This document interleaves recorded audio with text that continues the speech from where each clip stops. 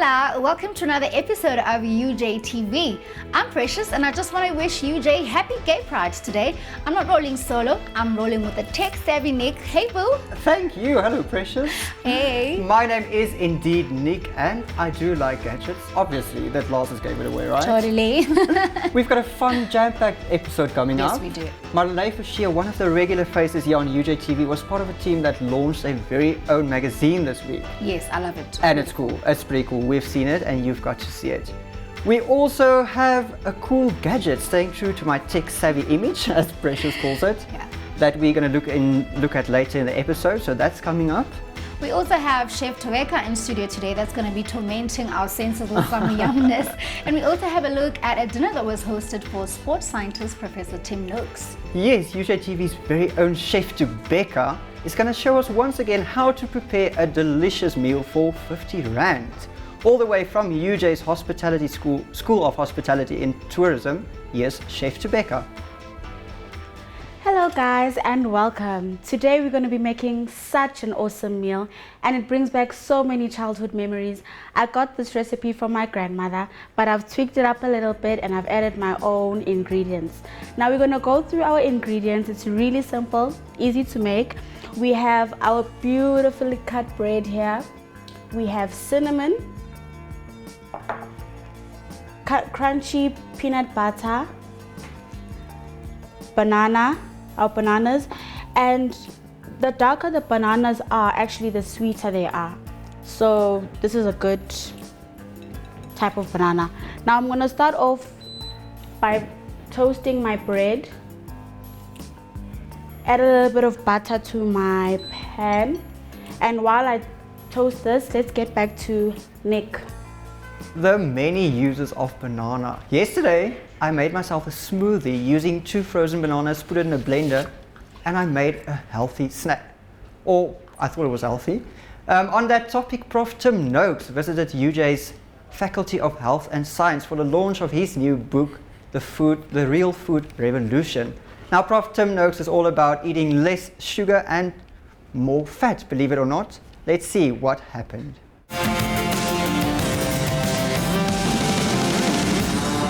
On Wednesday, the 22nd of October, Professor Tim Noakes appeared at the University of Johannesburg as a keynote speaker for the Faculty of Health Sciences event. He also promoted his new co-authored book, The Real Meal Revolution. Many guests and press attended the event to hear his personal views on fat and carbohydrates and their place in a healthy diet. Professor Tim Noakes and the other speakers discussed various aspects of men's health, with nutrition as a main focus. Ladies and gentlemen, I address to you Professor Tim Noakes.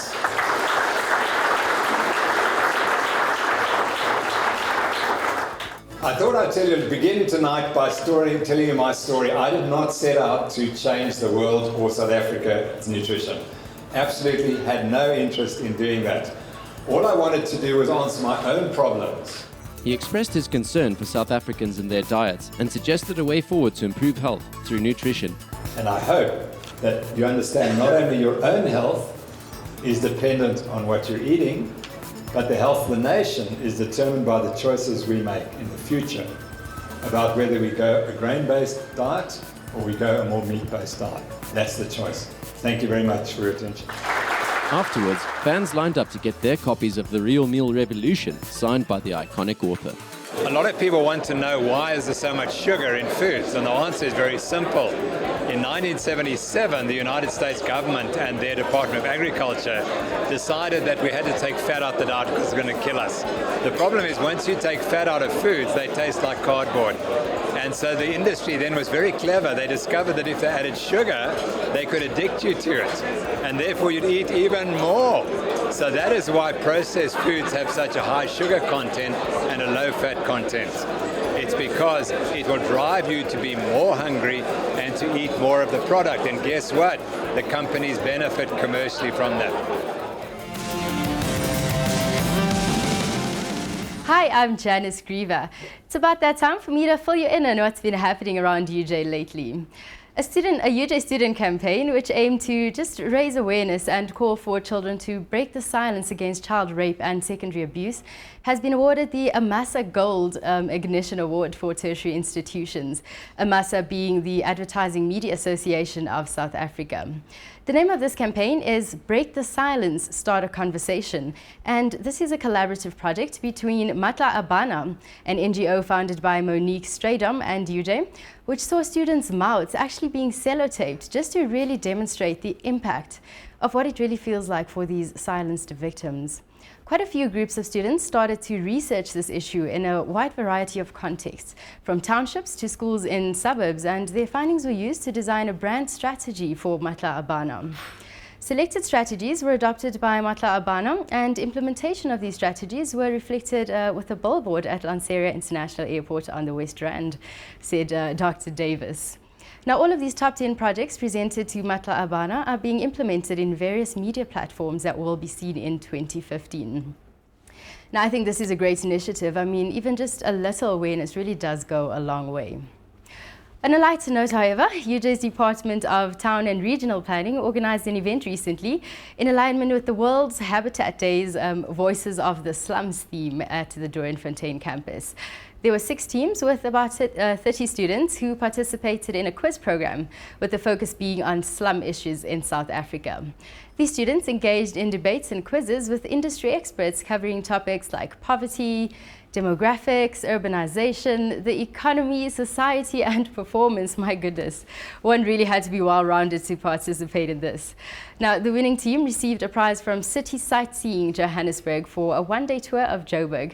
Pretty decent prize, I'd say, because, I mean, many of us get so caught up in the hustle and bustle of the big city that we hardly have time to, just go out and explore and see everything that Joburg has to offer. So, yeah, it's a great prize.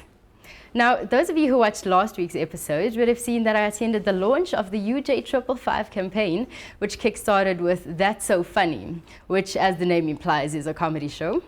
37,000 Rand was raised on that night, actually, for this great initiative. So make sure that you're on the lookout for more of these great 555 initiatives. The Shell Eco Marathon, which is basically a race with alternative energy cars, will be taking place from the 25th to the 26th of October at the Kyalami Raceway. And this event is proudly hosted by the University of Johannesburg School of Electrical and Electronic Engineering. 14 teams will compete for the coveted Shell Eco Marathon SA Championship title at South Africa's premier motor racing circuit. High school learners and tertiary students will design, build and test ultra-energy efficient vehicles, and the winning teams across categories will be based on the most distance covered using the least amount of energy. So the participating teams include the University of Cape Town, the University of Johannesburg, of course, the University of Benin and the University of Lagos. UJtv caught up with the UJ Electronic Engineering team a few days before the race.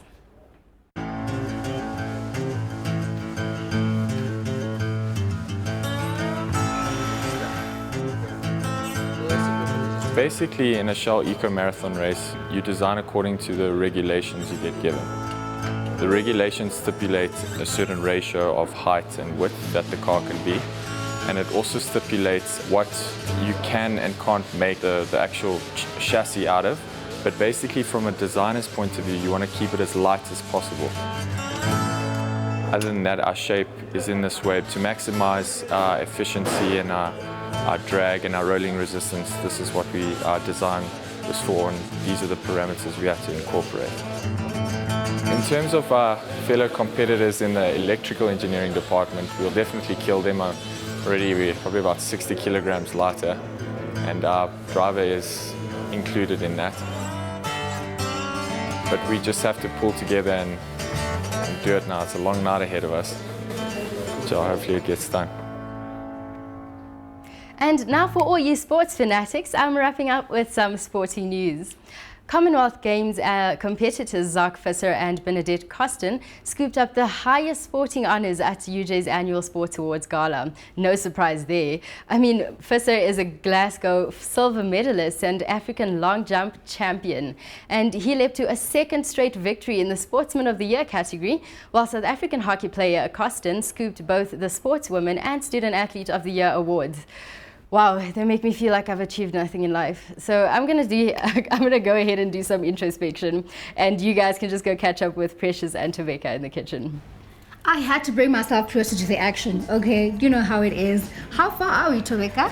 Okay, now I've just added in my bananas and I sprinkled a little bit of cinnamon on top of it. Yes. And now, like we were toasting it earlier, this is the result of the toasted bread. Looks beautiful. And we're gonna add a little bit of peanut butter to it and then top it up with our... So, but what if I don't eat peanut butter or bananas? Then what? Okay, you can substitute the peanut butter with chocolate spread, any chocolate spread. And some people will slice apples and yes, substitute the bananas with apples. Okay, well, while we finish our meal for today, you can get your Diary of an Extraordinary Student on as we check out the launch of this beautiful baby. Same difference that happened last night.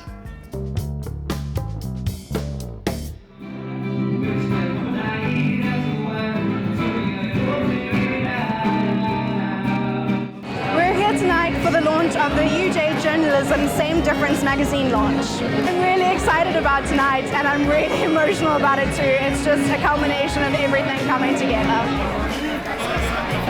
I think my team has excelled incredibly and I'm really proud of them, and I think the launch that we put together will really raise the bar.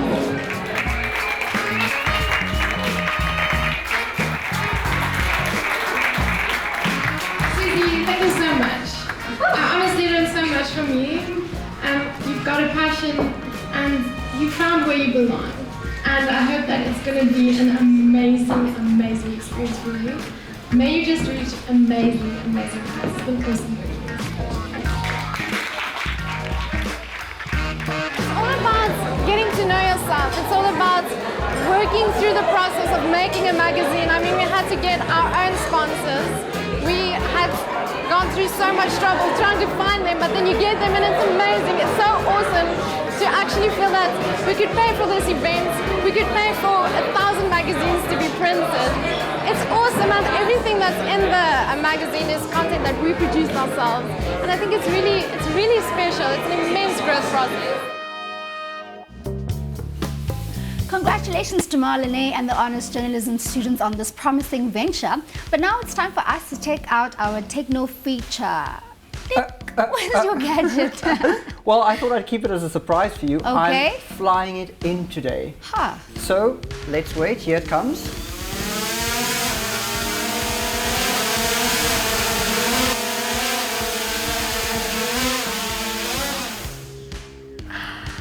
It is precious. How cool is this? And I have to say, do not try this at home. Disclaimer. I've been trained to sit here and have it flown into my face, but you should definitely not fly it into people's faces. It looks like a baby helicopter. What is it? It is. It's the Phantom 2. It's a drone. Okay. So it is basically a mini helicopter that you can use to fly and film. But what does it do exactly? Well, as I said, you fly around. It has, as you can see, it has a camera there, and you Okay. can fly and film stuff. Look here, I'm going to show you something cool. With this camera, it's got a gimbal, so when you're in the sky, it keeps the camera balanced. Nice. You see how the camera is counterweighting? That is I love amazing. that. But how high can it go? And what if it gets lost in the clouds? Yeah, the remote control is can work for up to 1 kilometer. Okay. So it can go quite far. And what's cool about it, it's got a GPS. So you can Awesome. always keep track of your position and know where you are. And when you're in the sky and you want to keep it stable in one position, it also helps with that, to keep it stable so you can film one thing. This is pretty dope. How do you power it? Well, it uses a battery, obviously. You can't run a cable Okay, up yeah, for yeah, 1 that kilometer. makes sense. And the battery lasts for 25 minutes, so you can fly for 25 minutes. And what if the battery does? It won't fall. It won't fall down. Okay. It's programmed to know. It's programmed to know Yeah. when it's about to die, and it will come right back to you on the ground and land I can safely. already see that the film students are getting so excited about this one. But what can I film with it? Yes, it's amazing. It shoots the most beautiful aerial shots and flyover shots. As you can see, we've played with it earlier today. As you can see, this is what we filmed here outside studio. Looks superb. It's amazing and yeah, so smooth and stable.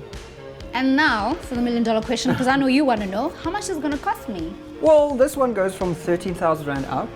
So depending on what you buy with it, which model you buy, this is the starting price, I'd say. Definitely $1 million, I'd say. But can anyone fly it though?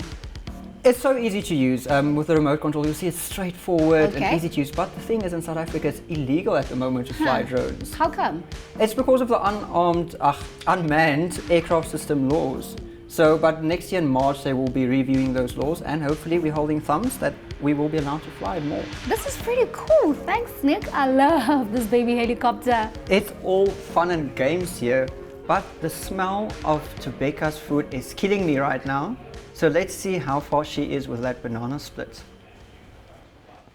Okay guys, I've just put a generous amount of peanut butter onto my toasted bread, and afterwards I'm gonna top it up with my banana that I've just fried in a little bit of butter, and I added a little bit of cinnamon.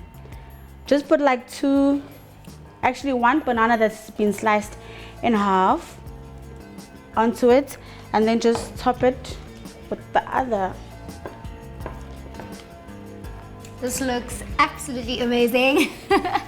And nearly done. I just have a quick question though. Okay. Before I ask you to taste, or maybe not even ask you, but what else can I do with peanut butter and bananas? Okay, now you can make flapjacks, you can make pancakes, and just put on top a little bit of peanut butter as well as sliced bananas. I'm gonna grab a bite, just to level things out, see how that went out. How does it taste? It tastes yum. Peanut butter, bananas, totally awesome and healthy. Alright, I'm gonna get my snack on, right? Apparently gluttony is a sin, so I'm gonna stop while I'm still ahead. Remember, thank you so much for tuning in. You can catch me on UJFM every Wednesday night from 9 p.m. till 12 a.m. Toodles, Nick! I can't wait to stuff that in my face. Be sure to tune in next week for our very last episode of season 1 of UJtv, and it's also a Halloween special. Follow us on Facebook at UJtv or on Twitter at UJtelevision. That's it. Thank you for watching. Bye bye.